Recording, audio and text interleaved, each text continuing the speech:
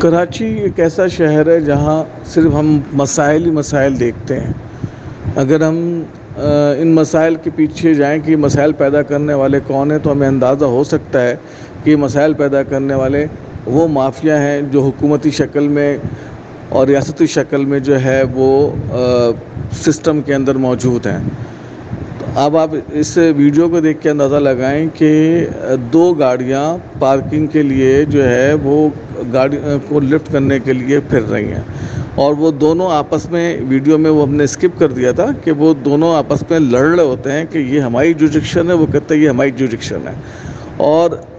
اس طریقے سے جو ہے وہ ناجائز پارکنگ کروا کے روڈ بلاک کروایا جاتا ہے، جس سے ٹریفک جیم ہوتا ہے، پبلک